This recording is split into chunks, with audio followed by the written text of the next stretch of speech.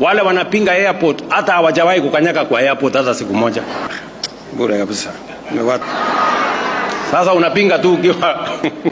When I listened to that video of William Ruto speaking,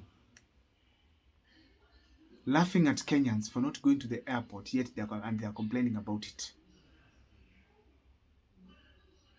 I feel strongly that we overrate William Ruto a lot. That's going to form the basis of this analysis here today. But before I do so, please, if this is the first time you're watching our videos, please make sure that you subscribe, like, and comment, because that is the best support you can always give this channel. My name is Abel Muku, and for those who've been supporting the channel, I want to thank you so much. My number is always there. You can always come through whenever you can. Now, William Ruto is speaking in Mombasa, or in Kwale, at the coast region, rubbishing what Kenyans are doing as far as the Adani is concerned.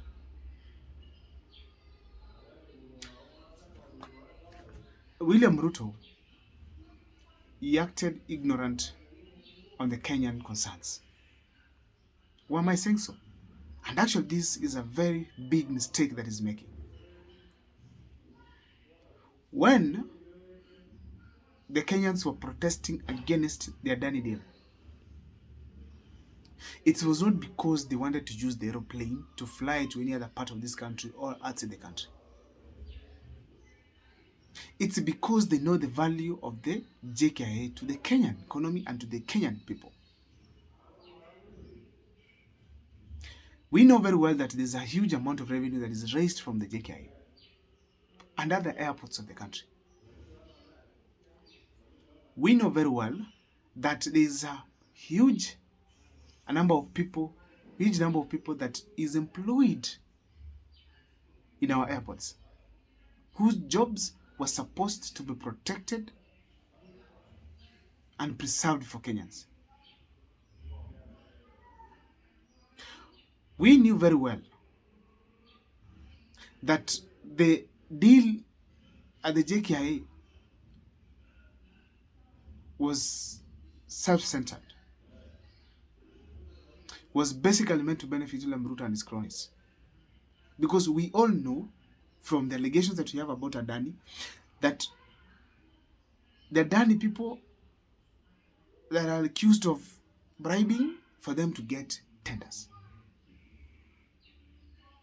And if you check everything the way it was, from the deal, the way it was brought on board, from the way William Ruto and his team were rushing and keeping it very secretive, it was very clear that people were bribed and that people were intending to benefit from the Kenyan sources while Kenyans are going to suffer.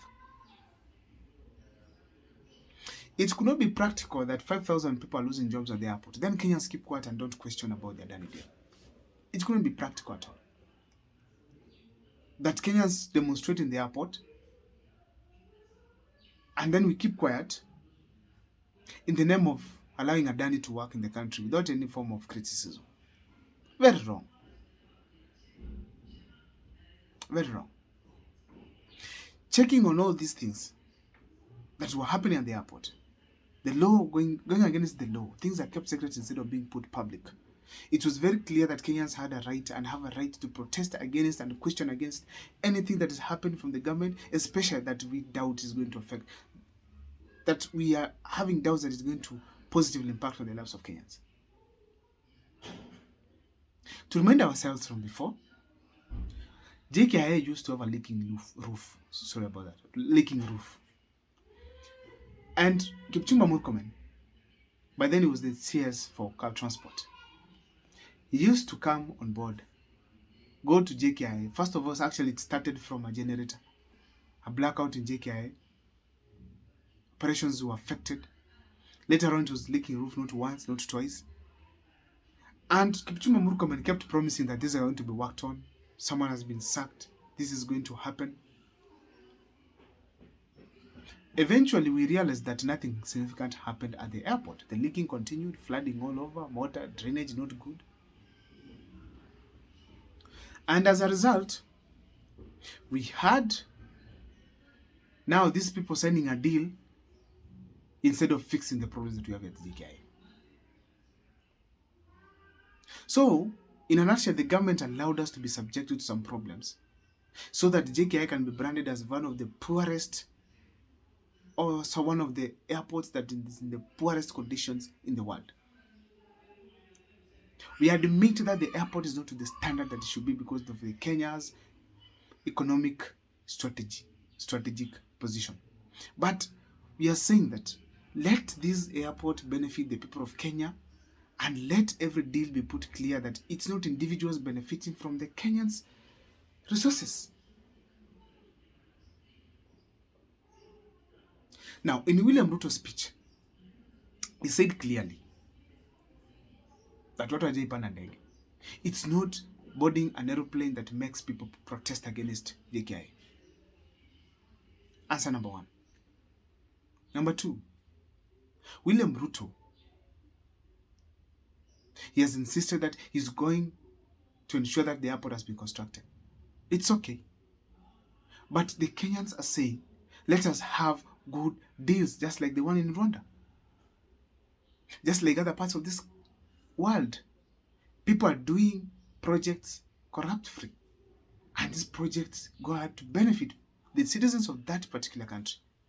Instead of us Kenya here having jobs getting lost, and then having on board the Adani people smiling at the airport, taking over, that is uncalled for. And the most unfortunate thing, even those who are criticizing the Adani deal now are on board praising Adani, supporting it, and actually ensuring that at least they have also gotten something out of the Adani deal. Look at Zimbabwe was supporting Adani right, left, and center without even knowing what the full details of the deal. Look at Opiyo Wandayi, simply because they've gotten themselves in the dockets where they're going to benefit also from these deals. And that's why I say that when William Ruto cancelled the deal as far as the Adani is concerned, most of these people are humiliated and disappointed because they defended something that was wrong. And when William Ruto later on came out with the it, they were ashamed because they were diminished. Their opinion was diminished. So they felt like they were inferior in the government. And basically that's what happens. And that's what happened because William Ruto is in charge of the government.